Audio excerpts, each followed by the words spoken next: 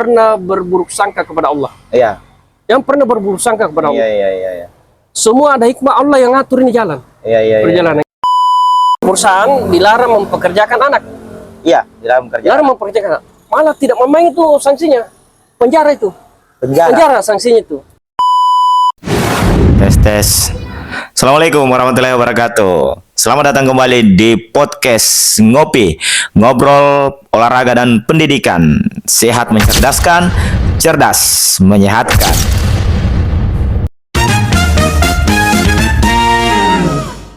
Assalamualaikum warahmatullahi wabarakatuh. Selamat datang kembali di podcast Ngopi, ngobrol olahraga dan pendidikan. Kali ini kita akan mengobrolkan tentang ketenaga kerjaan. Hal ini penting karena ujung dari sebuah proses pendidikan rata adalah bagaimana anak muda kita, generasi muda kita itu bisa bekerja atau membuka lapangan kerja. Dan alhamdulillah kali ini saya sudah bersama dengan pengawas ketenagakerjaan Provinsi Sulawesi Selatan, Kakanda Andi Sukri. Selamat datang ini di podcast Ngopi, ngobrol olahraga dan pendidikan, dengan tagline-nya itu cerdas menyehatkan, sehat mencerdaskan. Jadi ini kita obrol-obrolnya ini adalah seputar tentang edukasi ke masyarakat. Dan kali ini secara kebetulan tema kita adalah terkait tentang tenaga kerja. Jadi ini akan bisa menjadi edukasi bukan hanya bagi yang mau bekerja, tapi yang sudah bekerja pun ini bisa jadi edukasi. Namun sebelum kita lebih jauh bahas tentang ketenaga kerjaan, di Ngopi rata-rata narasumbernya itu kita tanya-tanya dulu pribadi. Sambil minum kopi ya. Silakan. Saya mau panggil apa gini? Bung Kak Andis, ini seperti saudara saya ini, kakak saya ini, teman-teman. Panggil Kakanda boleh. Gini Kak, saya mengamati perjalanan kita ini, ya. Saya lihat kita adalah aparatur sipil negara yang bekerja di Dinas Tenaga Kerja, tetapi kita unik. Ya, uniknya karena sepertinya selerata itu ada selerata sedikit ke politik. Terbukti teman-teman bahwa beliau pernah masuk mencoba peruntungan di politik, bukan mencoba peruntungan ya. Ada dorongan mungkin barangkali dari masyarakat untuk kemudian bertarung di kontestasi di politik di desa. Caleg juga pernah. Tapi di awalnya di pemberdayaan ya. Iya. Apa sesungguhnya motivasinya ini sampai kita? Ya jadi gini. Kenapa gitu bisa? Iya. Jadi saya selesai kuliah kan 2004 ya wisuda. Di Universitas Muslim Indonesia, Fakultas Hukum. Ya. Selesai di situ, saya kebetulan ada peluang untuk terlibat di aktivitas pemberdayaan.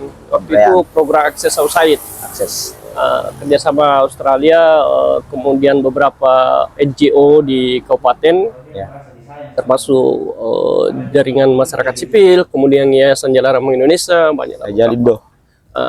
Jadi disitulah menempa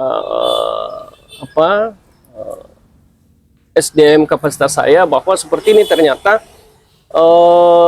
pemberdayaan di masyarakat, bahwa gimana kondisi di masyarakat di level bawah. Di situ saya banyak belajar kondisinya kan, memahami itu semua. Jadi saya merasakan di situ. Nah kemudian dari 2004 sampai 2009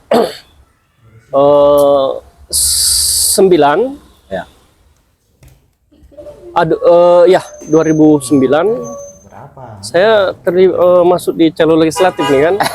Motivasinya adalah gimana saya bisa ambil peran di situ melalui legislatif untuk bisa berbuat yang terbaik terhadap masyarakat yang awalnya di pemberdayaan. Saya tahu gimana kondisi di bawah kan, memprihatinkan. Jadi dari banyak hal yang memprihatinkan di situ. Dari aktivitas pemberdayaan muncul keinginan bahwa mudah-mudahan dengan jalur legislatif saya bisa mengambil peran yang lebih penting di situ kan. Jalur kebijakan dan sebagainya, undang-undang dan sebagainya. Tapi ya enggak lolos kan, enggak lolos. Tapi tidak berhenti di situ. Tidak berhenti di situ. Saya tetap kembali ke pemberdayaan. Nah, kemudian 2000 itu belum ASN ya? Belum ASN. Belum. 2009 wih, ada peluang nih seleksi umum di ASN. Masuk Banteng. Seleksi umum di ASN. Tiba-tiba lolos tuh. Lolos. Dengan 2010 NIP 2010 saya ditempatkan di DPR Sekwan waktu itu, bagian perundang-undangan. Jadi emang sudah jadi memang arahnya gitu. Saya jadi saya berharap lewat legislatif bisa berbuat baik. Tapi Tuhan mengatakan ASN gagal di sini. Jadi ditempatkan di bagian perundangan di Sekwan.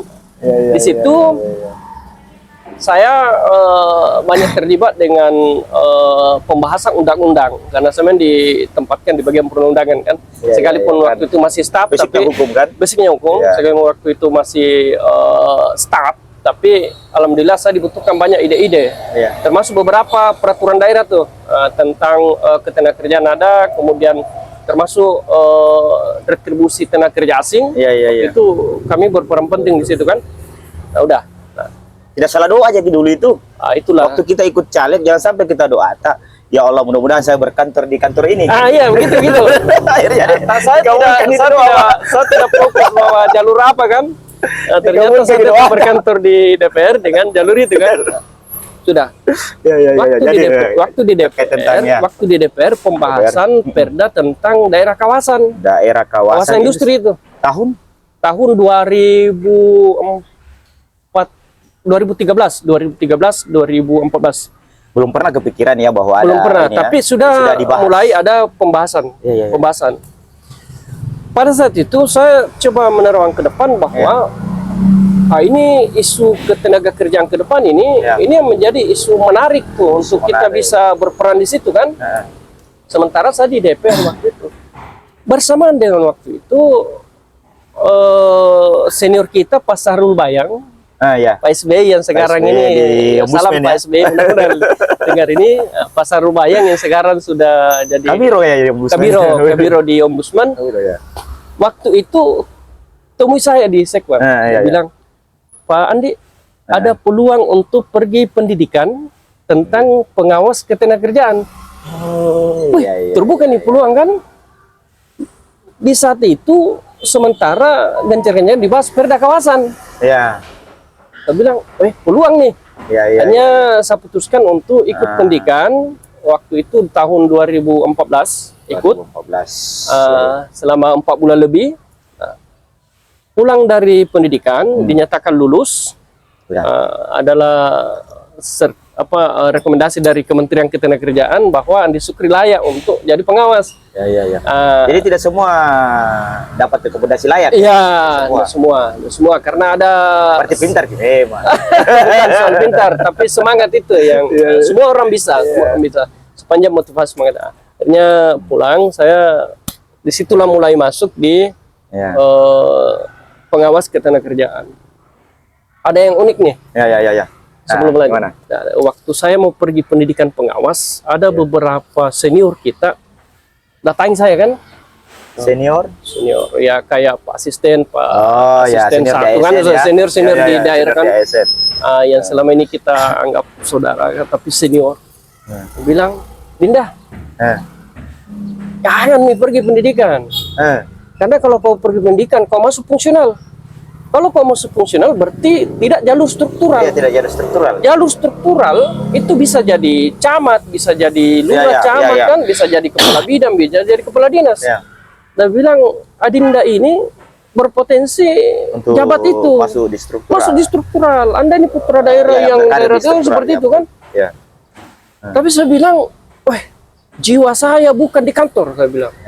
Jiwa saya di lapangan. Nah, itulah yang motivasi saya waktu di pemberdayaan dulu. Waktu di pemberdayaan kan, di LSM pemberdayaan, memang jiwa saya di lapangan. Saya bilang, saya jiwaku di lapangan. Stres saya kalau di struktural kan begitu. Saya Dia bilang ke saya, rugi kita itu jadi pegawai di kalau semisal puluhan tak banyak struktural ya selalu ini banyak kan. Tapi saya tetap jiwaku di lapangan, itulah pengaruh waktu pemberdayaan tuh. Masih melekat ini kan. Nah, motivasi saya jadi ASN bukan untuk mencari jabatan, Pak, tapi mencari peran. Mungkin para senior waktu itu kan punya ekspektasi besar ke kita. Seperti ya, mungkin seperti potensial ini mungkin jadikan seperti ini. itu. Tapi saya tetap pendidikan. Akhirnya saya balik. Saya betul masuk fungsional. Nah, ditempatkan saya di Dinas Sosial Tenaga Kerja dan Transmigrasi Kabupaten Bantaeng. 1 tahun tugas di situ, berlaku undang-undang pemerintahan daerah yang dimana pada waktu itu sebagian kewenangan daerah itu ditarik ke provinsi. Itu, ya ada beberapa kan. Akhirnya disitulah saya pindah ke provinsi. Nah, pindah ke provinsi, Dinas Tenaga Kerja Provinsi Sulawesi Selatan di fungsional pengawas ketenagakerjaan. Disitulah saya tugas, kemudian dikirim kembali bertugas di wilayah 4. Kantor di Bulukumba. Di Bulukumba kantor yang mencakup wilayah kerja itu jadi Ponto, Bantaeng, Bulukumba dan Selayar. Saya potong ini, tak bicara tak.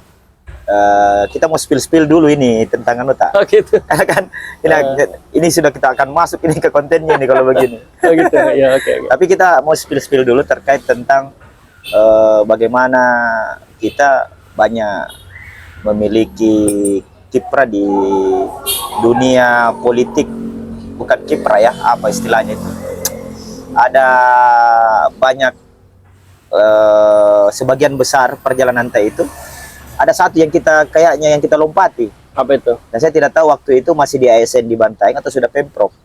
Waktu kita maju Pilkades. Oh gitu. Ini menarik gini. Iya, oke. Karena suara ASN. Teman-teman. 2014. Apa itu motivasi tadi? Gitu, kan kalau tadi beda ya. Jadi 2010 kan 2009 caleg nggak lolos, ternyata masuk ASN. Hikmahnya kan daftar ASN masuk 2010. 3 tahun lebih di ASN 2013.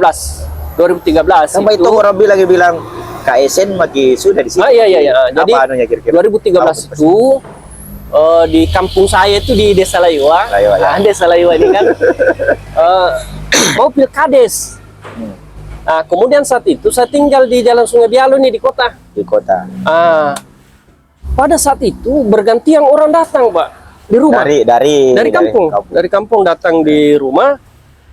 Wah, kenapa ini datang beramai-ramai berombongan, ada kadang naik motor beberapa kan, ada yang ini. Ternyata dia minta saya kembali di kampung. Dia bilang, Pak Andi, kareng mindro giron di kampung masa kalian tadi baju makin juga kita KSN kita hani bahasa. Artinya mungkin kita enak mikir rasa Pak Andi karena sudah ASN. Tapi jangan tinggalkan kami. Jangan tinggalkan kami. Kalau ada jalan tak kembali ke di desa memimpin. Saya bilang saya ini sudah ASN. Dia bilang iya, tapi saya dengar-dengar ada di jalan kan seperti itu. Udah. Bergantian datang, Pak, bergantian hampir setiap hari, setiap malam itu. Toko-toko masyarakat ini di Layua ini. Waktu itu akhirnya saya coba ya bertafakur, sholat kan. Saya minta gimana? Nah, sudah. Saya ada petunjuk kembali.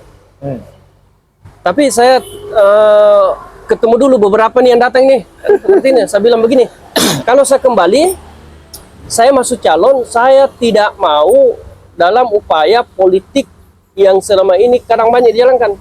Memaksa orang, memecah belah, money politik, kasih uang. Saya mau biasa-biasa saja karena permintaan tadi bilangnya. Terbukti waktu itu saya masuk calon desa tanpa money politik atau kasih uang kemana-mana. Di rumah pun saya tidak ada penjamuan khusus nih. Jadi kita ingin memperlihatkan bahwa saya masih perhatian. Begini juga politik. Begini politik. Demokrasi begini kan. Uniknya lagi, uniknya waktu itu calon sepupu saya semua, sepupu satu kali kan, seperti itu. Jadi memang kalau di Layua teman-teman. Jadi saya bilanglah sama calon-calon ini yang sepupu satu kali, kita tunjukkan kepada masyarakat umum bahwa politik bukan berarti harus berselisih. Kita ini hanya memberikan kesempatan pada diri kita untuk bagaimana ada ruang-ruang mengabdi nih. Jadi sangat tidak etis kalau kita keluarkan uang. Nah, kalaupun demikian, saya berharap setelah ini kita harus akur kembali. Nah, akhirnya waktu itu kan sudah, alhamdulillah saya waktu itu tidak ada beban, karena tidak ada beban uangnya. Uang pendaftaran saja, Dinda. Uang pendaftaran itu sebagian masyarakat datang di rumah bawa uang. Ini katanya. Menarik ini teman-teman. Nah, ini jadi saya dulu jujur tidak ada beban. Masuk calon desa, mendaftar, sebagian toko-toko datang di rumah dengan tanpa menyebut nama, ada yang nyumbang sekian-sekian, akhirnya ada uang pendaftaran. Lebih-lebih kalau saya ini tidak ada beban. Tapi apa anunya masyarakat sampai mereka seperti itu? Pasti ada anunya. Ini bisa jadi pelajaran ke teman-teman yang akan. Jadi gini, waktu saya di dunia pemberdayaan itu, saya sempat memasukkan program nih di Desa Layo nih. Sistem ada program. Ada investasi sosial. Gitu. Program itu bagaimana peningkatan kapasitas, kemudian mengorganisir warga, bagaimana dia berkelompok berusaha seperti itu. Jadi masih berpengaruh itu ya? Sangat. Investasi sosial. Karena yang penting kita melakukan sesuatu tanpa mengharapkan imbalannya. Kita melayani saja. Ada ketulusan dalam melayani. Yang tonjen itu salang. Bosi-bosi nakal aku sari kau payu artinya biarlah warga yang menilai seperti itu sudah. Akhirnya waktu itu selesai pilkades. Tapi aman ya? Aman. Saya urut kedua ini selisih tipis dengan sepupu saya yang terpilih sekarang. Ya kan? Nah sudah. Akhirnya sudah itu saya berangkulan dengan semua sepupu. Disitulah kesempatan saya membuktikan kepada masyarakat umum bahwa siapapun yang diberi amanah untuk memimpin satu komunitas, maka yang belum diberi amanah harus membackup. Nah, sudah akhirnya aman, selesai Pak. Jadi selesai situ, tidak pilih, saya kembali jadi ASN. Kembali jadi ASN, seperti itu. Jadi tidak banyak orang yang memiliki kesempatan merupakan aparatur sipil negara, kemudian memiliki kesempatan berproses di dunia politik. Sehingga ini sangat menarik. Jadi kita ini salah satu di antara orang yang mungkin dihitung jari orang yang memiliki kesempatan berproses. Ada pertanyaan nih waktu saya masuk ASN calon desa ini, pilkades, dia bilang begini, apa lagi cari pan dia ini lawan politik ini ya, lawan berbeda pilihan nih. Saya kan tidak semua kan apa cari, kasih kesempatan yang lain yang belum ada pekerjaannya. Kita kan sudah ada kerja, sudah terima gaji. Jadi mindsetnya dia itu jadi kepala desa, cari pekerjaan. Ya saya bilang jadi kepala desa itu bukan pekerjaan, itu adalah pengabdian bagaimana mengelola terlibat dalam tata kelola desa untuk bukan. Malah saya bilang dengan ASN-nya saya itu membantu saya untuk ada biaya personal mengelola desa nih. Betul. Ya seperti itu. Jadi mindset yang perlu dirubah juga ini. Menyangkut hidup orang banyak ini. Iya. Jadi bukan jangan masuk calon kepala desa itu. jangan mindset kerja nih. Ya kan? Ya gitu. Jadi ya, kalau dia cari pekerjaan, dia harus tunduk pada undang-undang ketenagakerjaan. Akhirnya sejauh itu jalan, saya akhirnya berhubungan juga nih dengan dunia ketenagakerjaan nih. Jadi setelah itu tidak diberi amanah, tidak mendapatkan amanah di pilkades 2014. Awal 2014 itu. Akhirnya di saat itu juga Pasar Rubayan datang ke saya kan. Akhirnya waktu itu saya bilang, mungkin Allah menunjukkan saya ke sini nih. Ya kan? Dulu masuk caleg tidak terpilih, akhirnya masuk ASN. Ini masuk calon desa tidak terpilih, kembali jadi ASN. Ada tawaran nih pergi pendidikan nih. Pergi pendidikan. Jadi nanti setelah ikut pilkades baru pendidikan ini. Iya. Artinya andaikan saat terpilih kades tidak mungkin saya pergi pendidikan. Pasti fokus itu. Jadi saya bilang, jadi selalu ada hikmah. Ini pelajaran teman-teman. Jadi segala sesuatu yang mungkin kita sudah ekspektasinya tinggi, berharap besar di situ, tapi gagal. Jangan berkecil, cari hikmahnya. Dan jangan pernah berburuk sangka kepada Allah. Jangan pernah berburuk sangka kepada Allah. Semua ada hikmah Allah yang ngatur ini jalan. Perjalanan kita hanya berusaha punya keinginan melalui peluang-peluang yang ada. Itu. hasilnya jangan pernah memaksakan. Memaksakan. Iya, Allah yang ngatur itu. Jadi karena tidak terpilih, Allah kasih jalan saya pergi pendidikan nih.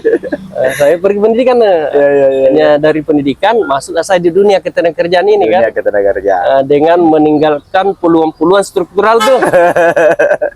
Sebenarnya saya bisa. Tapi kan kita juga tidak tahu nasib ya. Tapi saya pikir kuncinya karena Kak Andis ini kan mengikuti hati nurani, ada keyakinan kuat, mungkin di situ ya kuncinya. Jadi intinya begini, saya keyakinanku, saya minta kepada Allah, berikan saya ruang ya Allah, saya bisa berperan langsung terhadap orang banyak, itu saja. Jadi dimanapun itu yang Allah berikan, saya yakin bahwa itu adalah ruang. Itu adalah ruang. Memberikan kontribusi pada orang banyak. Orang lain. Kan? Ya, saya juga disclaimer ini dulu teman-teman bahwa kita ini mengambil gambar ini di lokasinya di lampu merah, kafe di dekat lampu merah, sehingga memang ada sedikit kebisingan. Baik. Ini langsung di materinya ini. Ini yang ditunggu-tunggu juga ini. Jadi Undang-Undang Ketenagakerjaan, mudah-mudahan saya tidak salah. Undang-Undang Ketenagakerjaan nomor 13 tahun 2003. Di situ saya melihat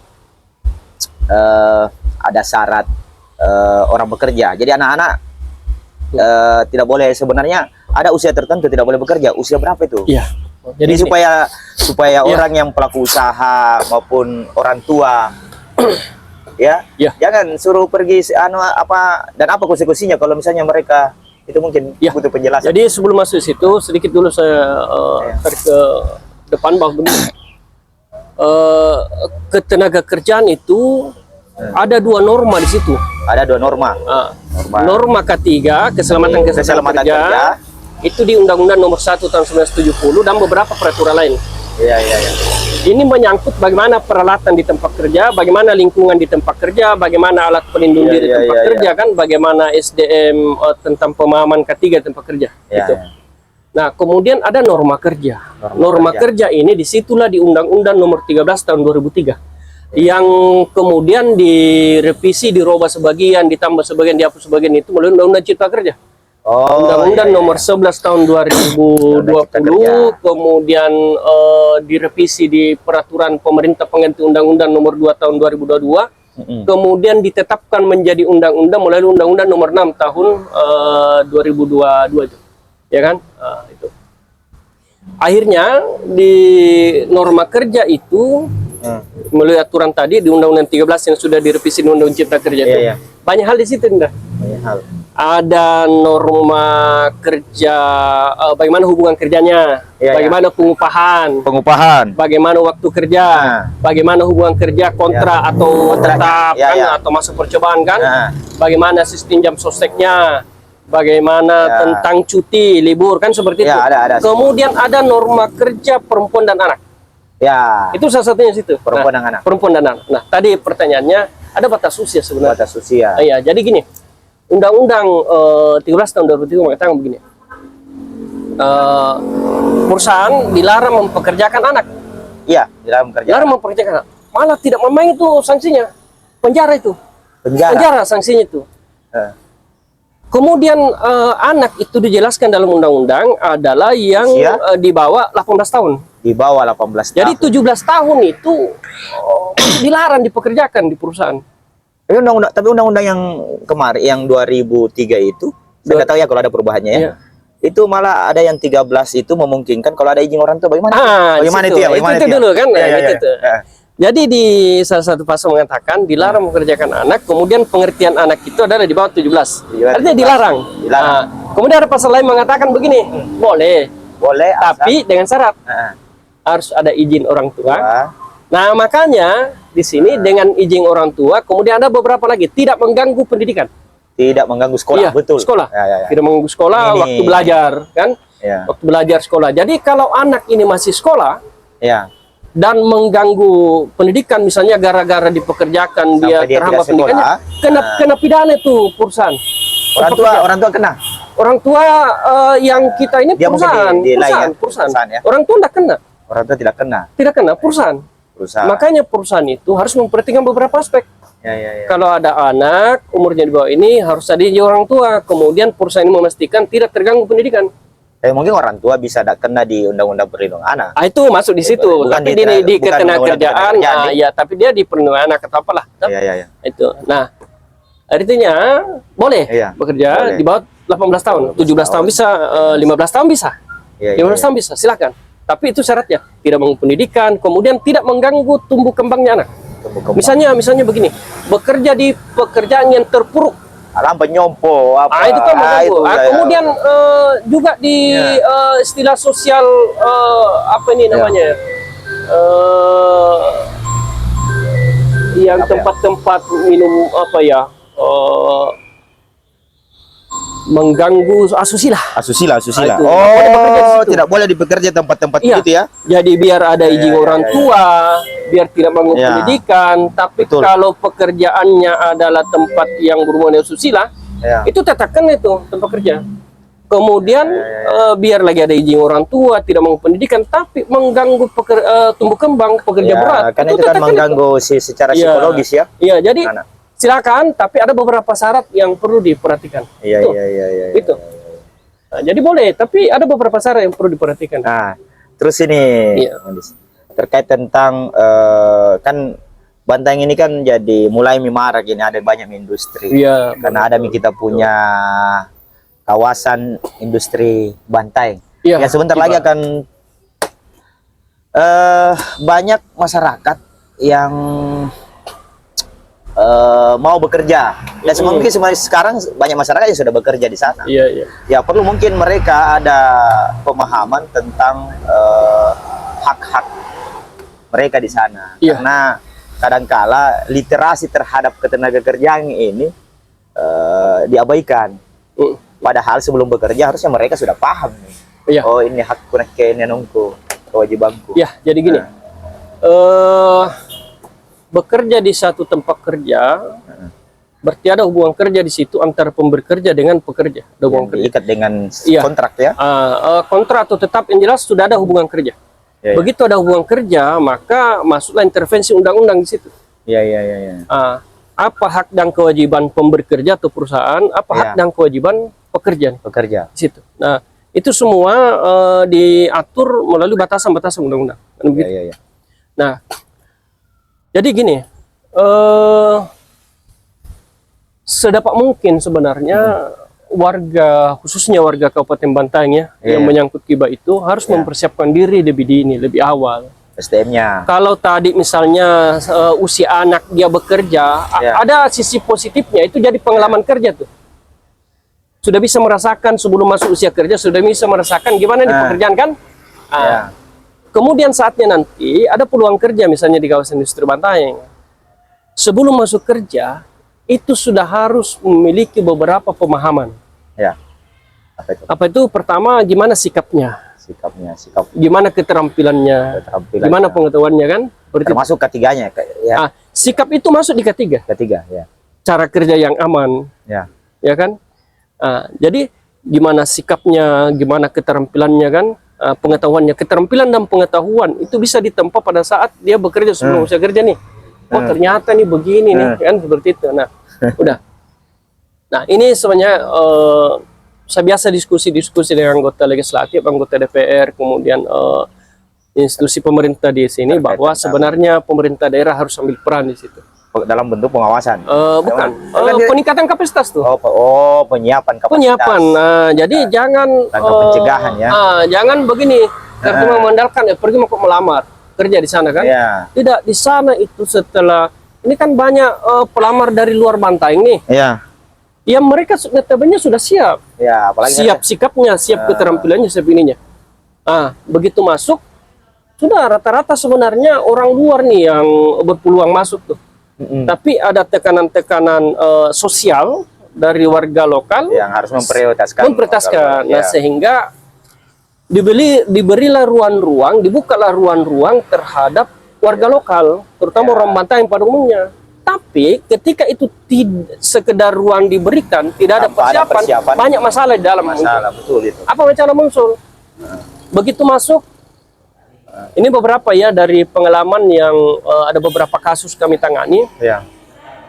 Pertama, ternyata kalau orang lokal tuh kadang dikit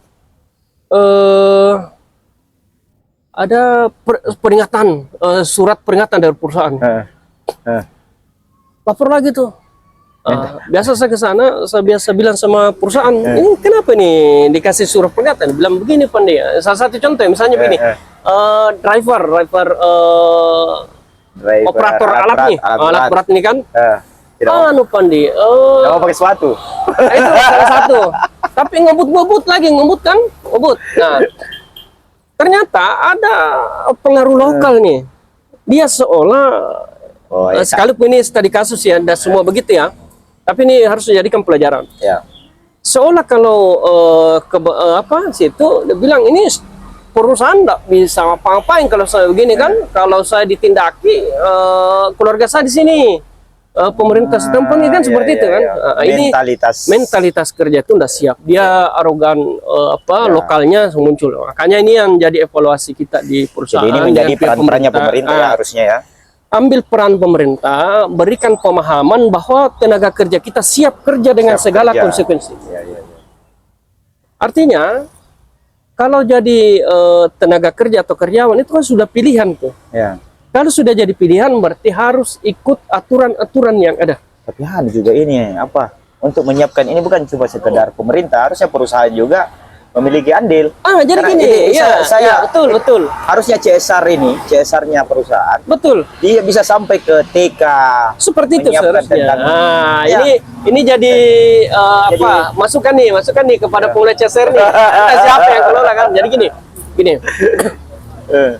Pemerintah itu bisa mengintervensi calon pencari kerja nih. Artinya belum bekerja. Iya. Jadi misalnya ada calon pencari kerja nih yang datang di Dinas Tenaga Kerja, ambil kartu AK1 atau kartu kuning nih. Pencaket pencari kerja nih. Seharusnya di situ data oleh pemerintah daerah mengintervensi, siapin orangnya, panggil dia datang, kita latih dulu ya. Latih bukan sekedar keterampilan, tapi pemahaman itu, mentalitasnya harus siap. Mentalitas kerjanya ya. Tapi kalau dia sudah bekerja, peran pihak perusahaan besar di situ. Pihak perusahaan besar. Karena sudah masuk tenaga kerja bekerja, sementara ada beberapa pekerja yang butuh pengembangan mentalitas kerja, maka pihak perusahaan ambil peran di situ. Nah, tapi ini sudah kita koordinasikan, itu sudah dilakukan oleh pihak perusahaan secara bertahap. Jadi mereka itu kumpulkan pekerjanya, dikasih pemahaman mentalitas, jadi motivasi kerja. Kayak di maintenance gitu. Iya. Nah, itu. Nah, yang menarik, CSR itu seharusnya itu bisa jadi ruang pemerintah terkoordinasi dengan pihak perusahaan. CSR ini sebagian diarahkan untuk penyiapan mentalitas pencari kerja. Ya, saya dan bukan cuma pencari kerja, Kadis. Saya malah berpikir kenapa tidak mulai dari TK ini disiapkan memang ini di dunia pendidikan. Karena betul. Generasi kita ini, jadi dia ada dikenalkan memang dengan industri, sehingga memang resistensi terhadap industri itu. Betul. Ada perubahan paradigma terkait dengan itu. Ini pemahaman seperti penting nih, terutama di tingkat sekolah SMA. Ya. Itu dulu kan? SMA SMK ya. SMA SMK, tingkat SMA. Saya biasa bilang nih Dinda di pihak-pihak sekolah SMK nih, terutama SMA. Saya bilang saya membuka ruang diri saya datang memberikan peningkatan kapasitas dan tidak perlu dihonor. Saya siap datang dengan waktu yang sudah saya luangkan, saya mengajar, saya kasih kuliah umum lah misalnya begitu. Itu Kepala sekolah SMA SMK. Silakan. Jadi saya tidak perlu pusing dengan gimana nih honornya Pandi, tak perlu. Misalnya saya datang memberikan meningkatkan kapasitas terhadap generasi kita. Nah, itu. Nah, persoalan durasi ini, Kadis, ada satu pertanyaan lagi yang tersisa ini. Ya. Terkait tentang, kan tadi kita bicara regulasi. Nah, tentu regulasi ini tidak semua juga pelaku usaha tertib menjalankan regulasi itu. terus bagaimana peran-perannya Dinas Tenaga Kerja dalam hal ini, Iya. pengawas dalam memastikan bahwa meminimalisir pelanggaran terhadap regulasi. Iya, oke, menarik nih. Nah, ini masuk pada tupoksi saya nih. Tugas pokok dan fungsi pengawas ketenagakerjaan diberikan tugas untuk menegakkan peraturan perundangan, mengawasi penerapan undang-undang terhadap perusahaan. Jadi perusahaan itu saya awasi. Jadi saya ini pengawas ketenagakerjaan. Jadi bukan pengawas tenaga kerja. Kalau pengawas tenaga kerja itu mandor, ya kan? Mandor yang mengawas tenaga kerja. Saya ini pengawas ketenagakerjaan. Intinya mengawasi tempat-tempat kerja tentang bagaimana dia terapkan undang-undang. Nah, bisa menyidik tuh? Bisa. Jadi pembinaan, makanya binwasnaker, pembinaan dan pengawasan. Jadi di tempat kerja itu kami kunjungi, Mbak. Kunjungi. Jadi saya ini atur waktu. Jadi ponto kapan, bantaing kapan, bulukumba kapan, selayar kapan. Luas wilayahnya jadi. Itu di luar kalau ada kasus-kasus kita enggak terganda, kita tangani saja kan seperti itu. Nah, kalau ada dan memang fakta di lapangan, ada kan perusahaan skala kecil menengah, menengah kecil ke bawah kan, ada menengah besar nih kan. Perusahaan kecil menengah kecil ini klasifikasi ya. Faktanya, terutama yang menengah nih, masih banyak yang belum menerapkan undang-undang sepenuhnya. Ini terutama misalnya pengupahan. Karena sumber belum memenuhi upah minimum. Kemampuan perusahaan. Dan ini kita tidak kaku di situ. Kami biasa melakukan pembinaan harmonisasi nih antara pekerja dengan pemberi kerja. Saya biasa edukasi di pemberi kerja gini. Kewajibanmu terundang-undang belum kau penuhi sepenuhnya. Tapi tujuan bekerja itu bagaimana tercipta rasa nyaman di situ. Jangan sampai pekerja ini merasa tidak nyaman. Upah itu bukan satu-satunya membuat nyaman. Iklim bekerja. Banyak yang bekerja. Nah, jadi kalau ada ini, perlakukan pekerjaan sebagai keluarga. Jangan dikit-dikit marahi, dikit-dikit ini kan. Jadi bangun harmonisasi. Nah, kalau sepanjang itu bangun harmonisasi, clear jalan. Sekalipun ada pelanggaran di situ. Nah, itu kan jalan. Saling memahami. Saling memahami. Tapi ketika ada pengaduan, tetapi kita tangani. Contoh tiba-tiba nih terharmonisasi, tapi tiba-tiba datang, Pak, saya di PHK nih tidak dibayar kompensasi kan? Pesangonnya tidak dibayar. Kita proses. Prosesnya itu ada undang-undang. Nah ini, perusahaan menengah ke atas nih tidak toleransi nih. Kalau tidak dipenuhi, kita proses. Prosesnya itu sesuai undang-undang. Jadi misalnya tidak membayar upah sesuai ketentuan atau mempekerjakan, ya ada prosesnya nih. Nah, pengawas ketenagakerjaan melakukan yang namanya pemeriksaan. Begitu selesai lakukan pemeriksaan, ada ditemukan pelanggaran, kita berikan nota pemeriksaan 1 sebagai pembinaan dan peringatan nih. Jadi isinya itu gini, perusahaan saudara berdasarkan kunjungan ini belum memenuhi ketentuan pasal ini nih. Untuk itu kepada saudara harus memenuhi dalam jangka waktu sekian hari. Dikasih waktu. Saya kasih waktu. Biasanya 14 hari nih, kan? Nah, apabila saudara tidak memenuhi, maka dapat dikenakan sanksi. Ya itu sanksi pidana kah, sanksi seperti itu. Ternyata batas waktu tidak dipenuhi, kita kasih nota pemeriksaan kedua, terakhir nih. Nah, perusahaan saudara mengingatkan kembali ke perusahaan saudara untuk memenuhi nota pemeriksaan 1. Apabila tidak, maka ini nota pemeriksaan 2 merupakan peringatan terakhir. Masa dia tidak penuhi, kita masuk pada penyidikan. Penyidikan. Jadi tidak langsung penyidikan. Langsung. Nah, inilah yang biasa bilang begini. Kenapa nih di sana ada pelanggaran tapi tidak di sanksi nih? Karena dalam perjalanannya dia penuhi itu. Dia penuhi itu. Nah, alhamdulillah dia selama ini dia penuhi. Tapi kalau tidak, kita kirim ke penyidikan. Di penyidikan ini, disitulah disidik karena kami ini di satuan kami ada penyidik pegawai negeri sipil. Itu. Jadi seperti itu prosesnya.